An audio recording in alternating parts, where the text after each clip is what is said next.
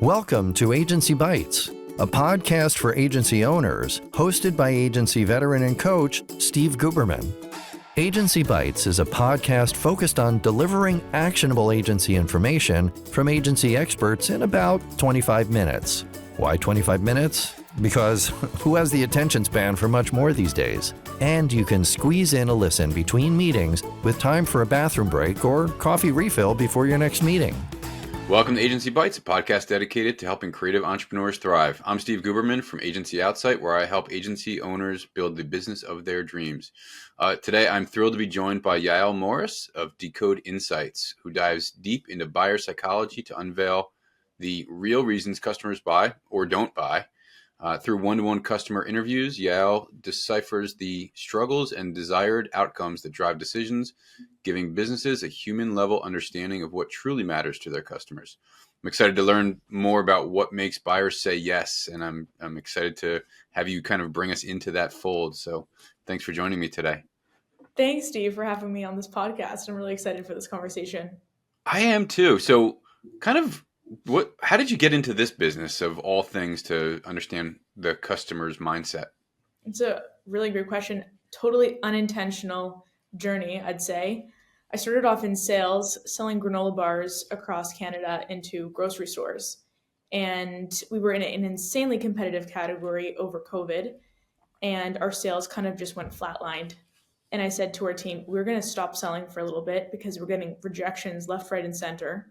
And we're going to understand what our market really cares about, what motivates them to buy. We were competing with, have you heard of Made Good? Sure. Yeah. So that was like one of our key competitors. So I stopped and I'm like, okay, we're going to just get on the phone with grocery managers and end consumers, like family, friends, people who buy the product, people who are subscribed to the product, and really figure out what are their main purchase drivers. Get some context into how they're buying, how they're thinking about the product, some gaps in the market, what are problems with competitors.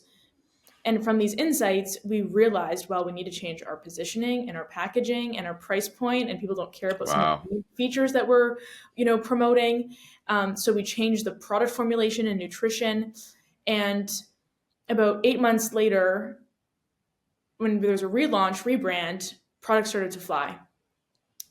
At the same time, I was building a marketing agency, and I had no idea what I was doing. I was like 20 years old at the time. I had a business partner and a team, and we were selling website and brand development and messaging and the whole social media. Our methodology was, we're going to learn about your business in depth, and we're going to speak to your team, and we're going to speak to your customers.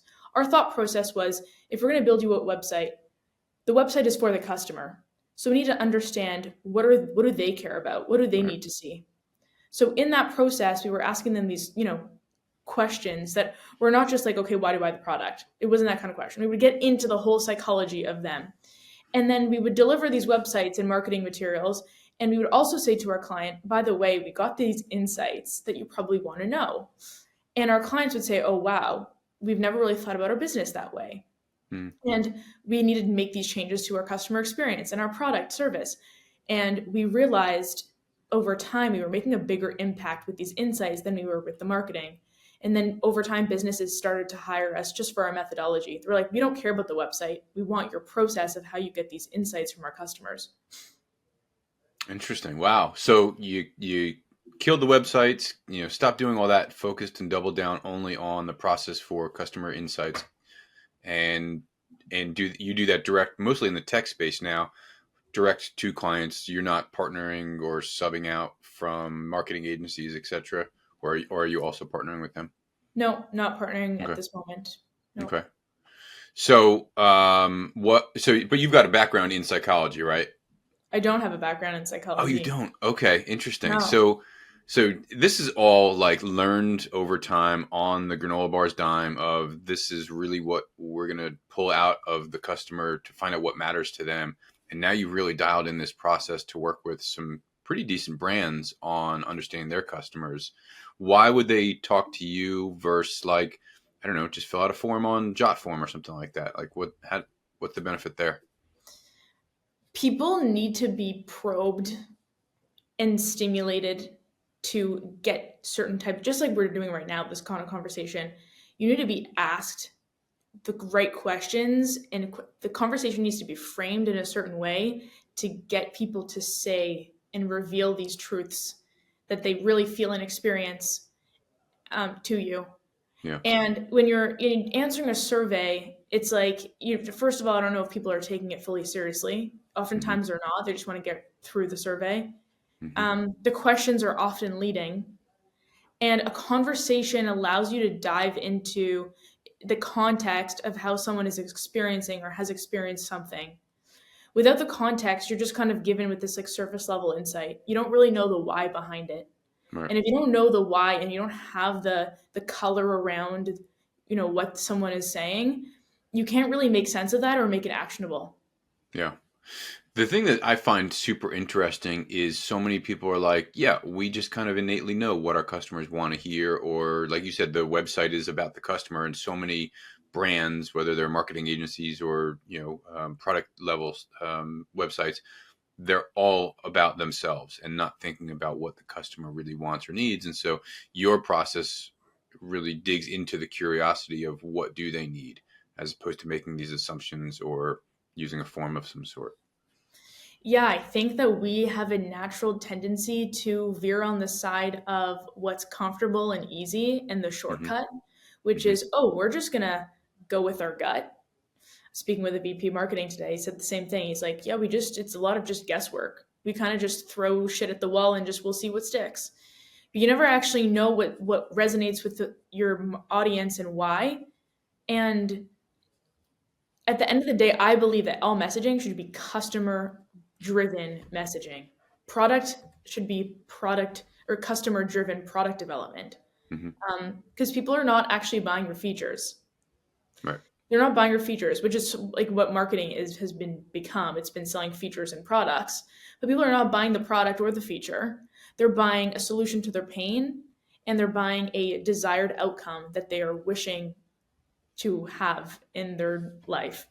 So I think we mostly talk about products and features as opposed to the human pains and human desires, because it's easy to. We know about the product because we talk about it all day long. We don't talk to the customer all day long or speak to the customer.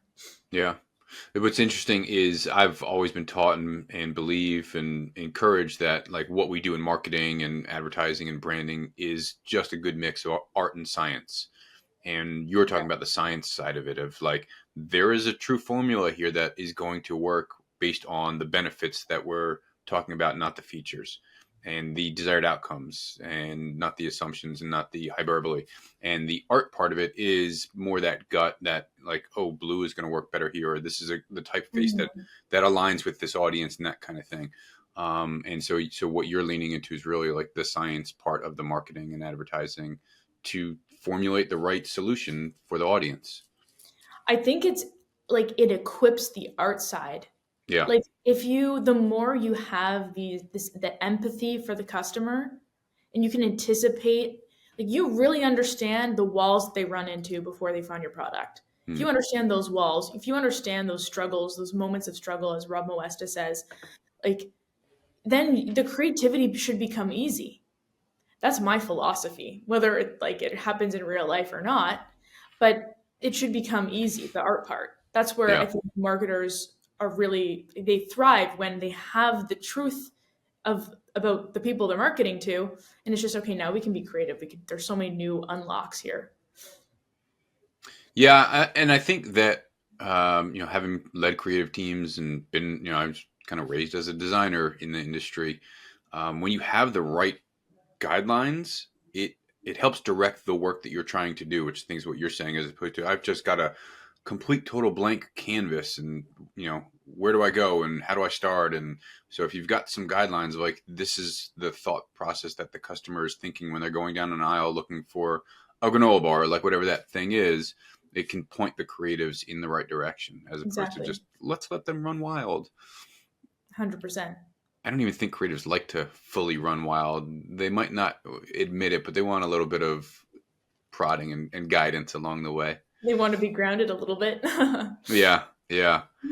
So talk about kind of how the process helps like pull out the vulnerability and the ideas in the customers, and does this work better, or I guess less effectively, I should say, more or less effectively in a B2B, B2C, D2C space? Does it work kind of universally? I think it works universally. I've worked with all kinds of service-based businesses, consumer products, B2B, tech. Um, it works the best when the team is kind of detached from the customer, where, but even not necessarily though. Like some of my clients, they have a whole customer success team, a Hmm. B2B, like a sales team. They're kind of talking to customers, but not really.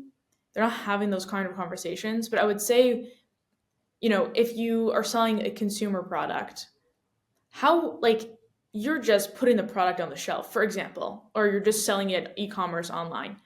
How are you really, getting the questions the customers are really asking and thinking about when they're, choosing between your product and another product? Yeah, they say stuff online, but what are they really thinking? Hmm. What they say on the surface isn't like really what they actually mean.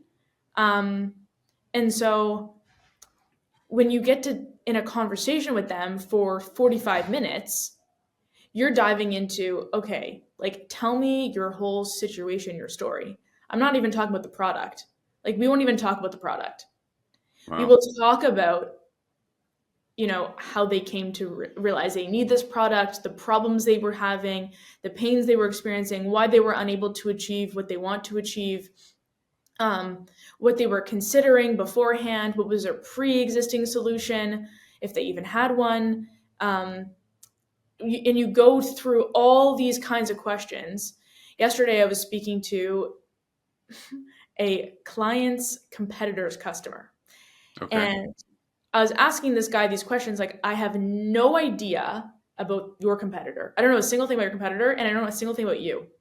And I had to get the full context as if we were starting from scratch, clean slate, an inventory on, what this person does, how they operate, who do they work with, what does their day-to-day look like, the specific activities. Once you can get into the nuance and detail, then, if you really crystallize this picture and get a much clearer understanding. Yeah. So it works with B2C and B2B. Like it's anybody. But I would say Yeah. the businesses that need this the most or have the biggest barriers are ones where they are not really talking to their customer at all. And or they're talking to their customer, but only about like your customer success teams that you're talking about. They're focused on fixing a thing or helping them Mhm. through a thing. They're not really, like, to your point, they're not really, why did you choose this product, why did you consider this other product? Like, they're not a third party intermediary, so they're not No, getting the because effectiveness. exactly. And they, those customer success teams that I like my clients have, Yeah. they're focused on their agenda. Their agenda is keep their customers happy, fight the fires. Sales team, we want to just hit quota. We want to get the sale. We're going to Hmm. ask those kinds of questions. But when you come in and you like clean slate trying to really figure out the whole picture, and I'm detached, so the customer is telling me whatever they want to tell me. They're not hiding things, and I'm okay to ask the uncomfortable questions. They really open up, and we get a full, deep understanding, and we peel off those layers. So oftentimes in conversations I have with people, they're saying, "Wow, I've never actually articulated what I was thinking before, but now I just said it out loud, and it's really interesting." So, and they're like, "It's kind of like therapy." I've heard that many times, Yeah. because I'm talking about their problems and validating how they feel. But it's a touchy subject to get into the customer problems.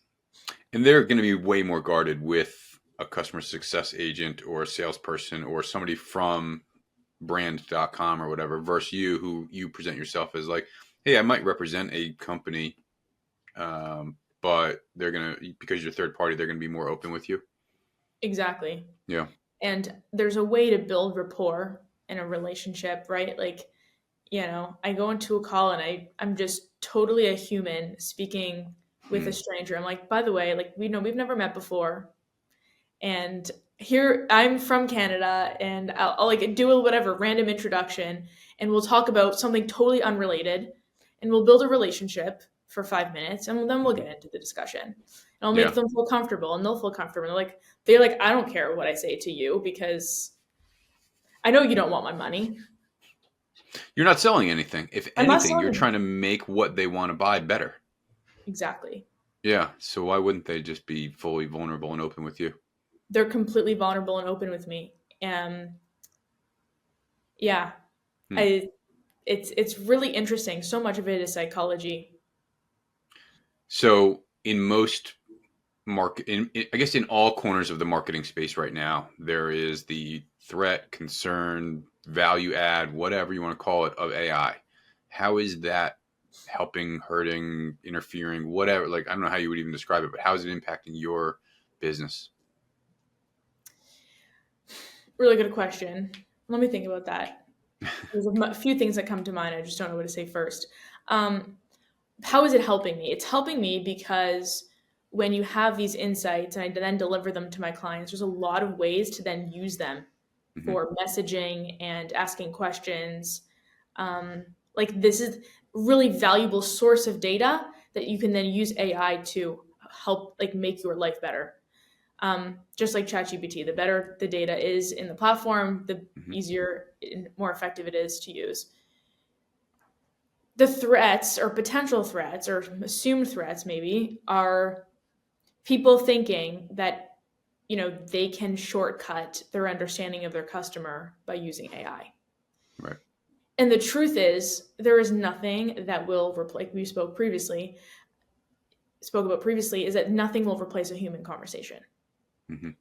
I know entrepreneurs building, you know, customer interview bots Sure.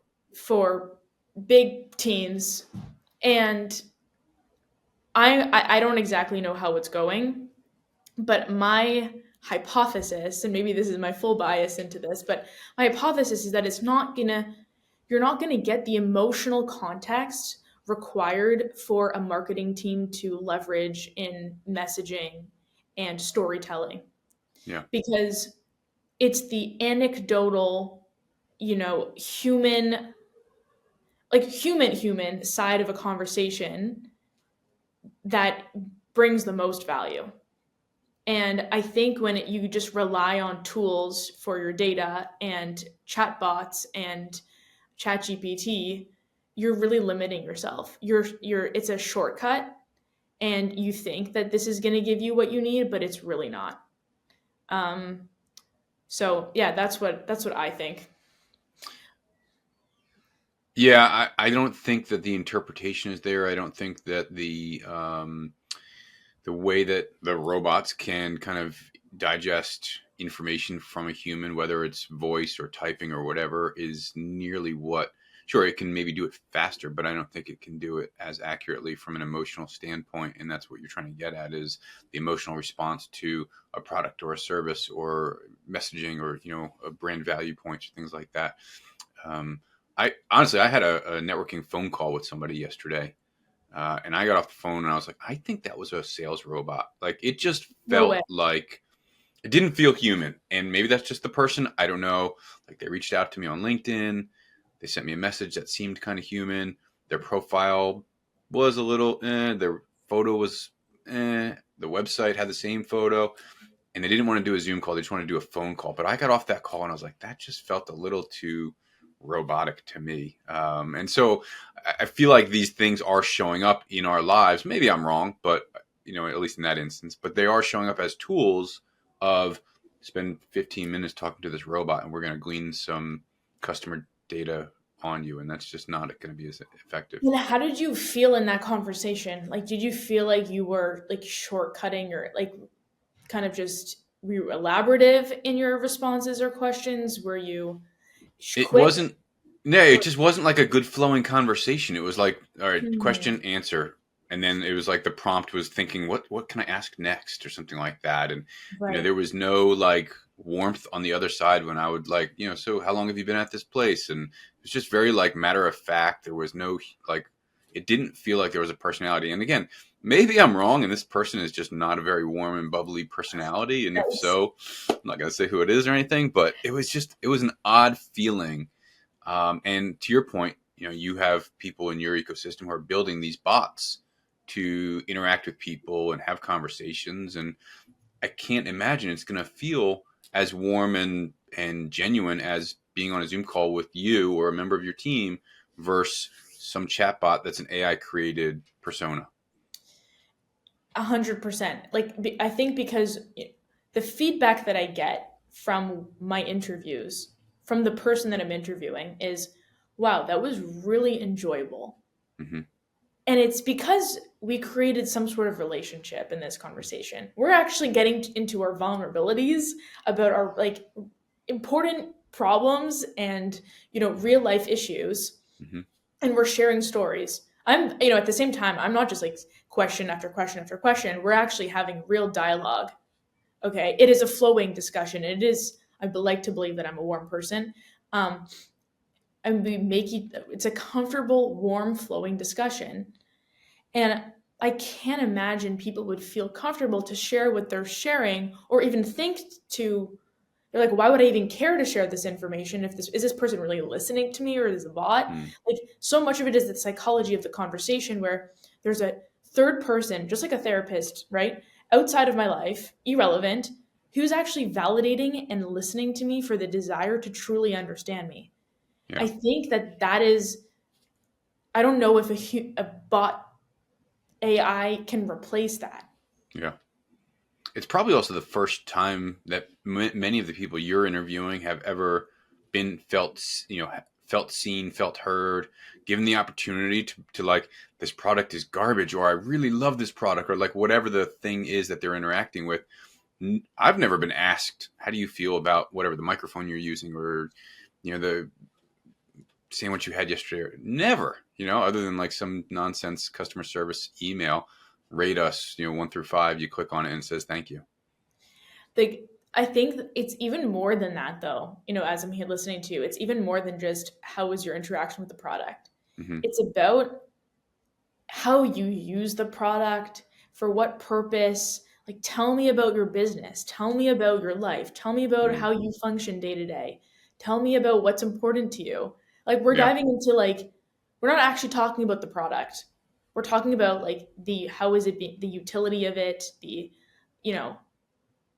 when I'm doing a podcast, I see you sipping your coffee there. Like, when I'm sitting in a podcast and I look at my desk and I open my laptop and I'm having a conversation, I reach for my glass.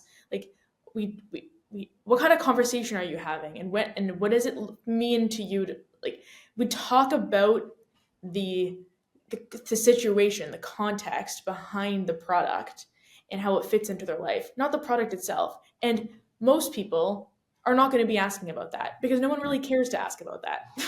Yeah. So then, real quick, so you do this discovery, you interview a bunch of customers, clients, competitive customers, etc. You munge all of this data, and using the example of the protein bar that you were on the team for, that impacts hopefully everything from messaging to pricing to shelf positioning to website, like soup to nuts. Hopefully this data is used for the marketing and sales process. Sales, what questions are sales asking? What is sales highlighting in their conversations? When you're onboarding a customer, how to improve that onboarding process to make it more seamless and actually get the customer to adopt the product better. In your marketing messaging, in your whole overall go-to-market strategy, in your brand strategy, in your positioning strategy, how are we actually seen in the marketplace compared to our competitors? Mm-hmm. What's our true inherent value?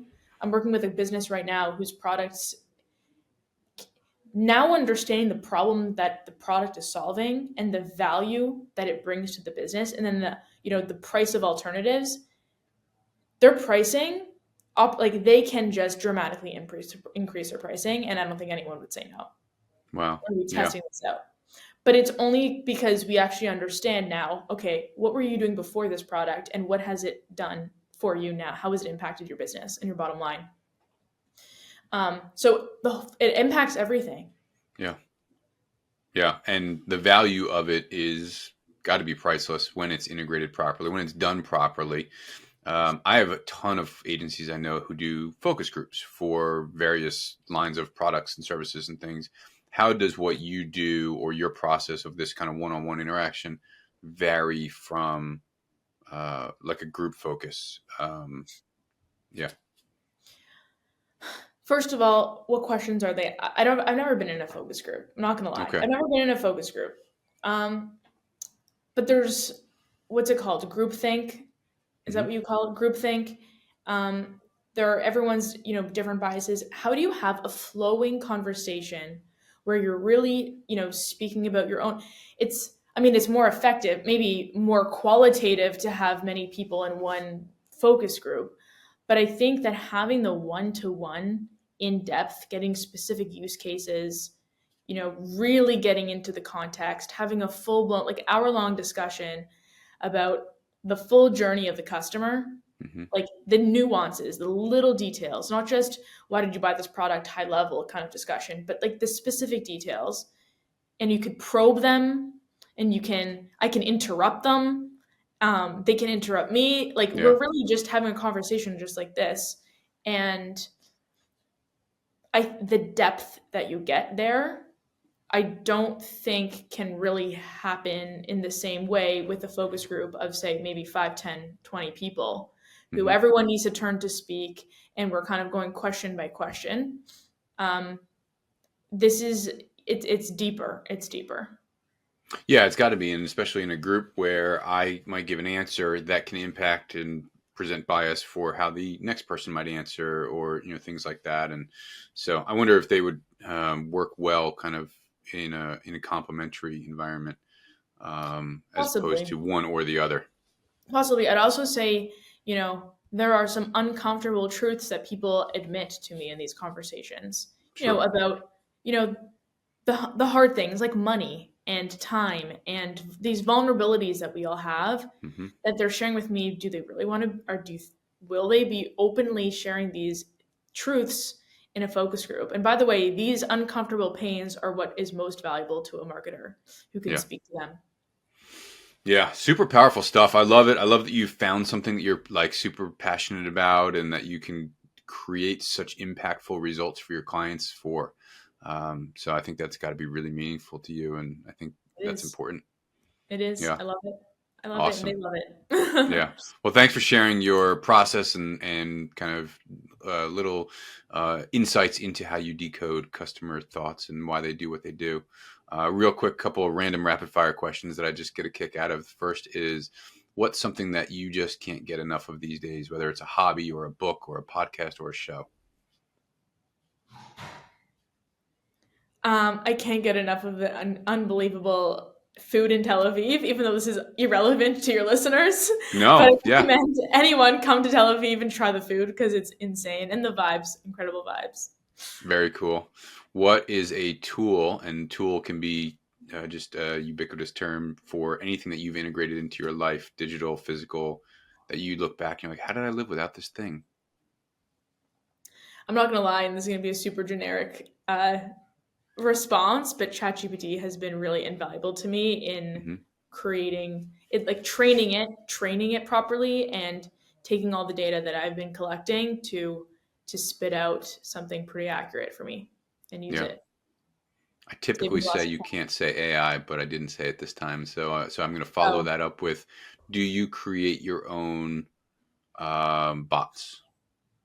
I don't create my own bots, but I'm training my AI to maybe I am training my own bots. I don't even know Hmm. what I'm doing, but I'm training my chat GPT to really understand.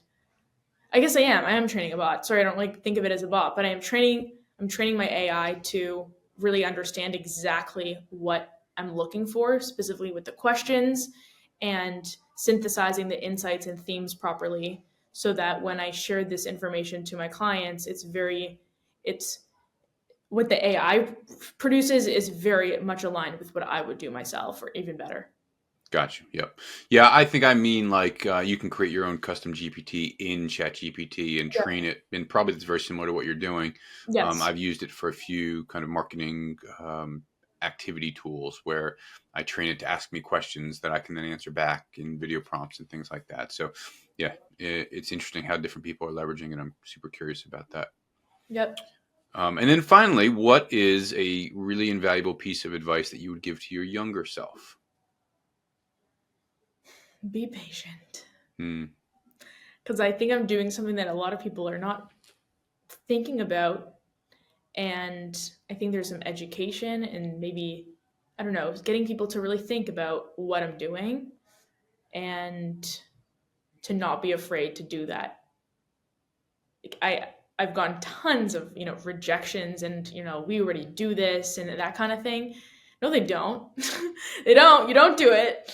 But I think it takes time for people to recognize the value in something that is totally new to them, and seemingly unconventional.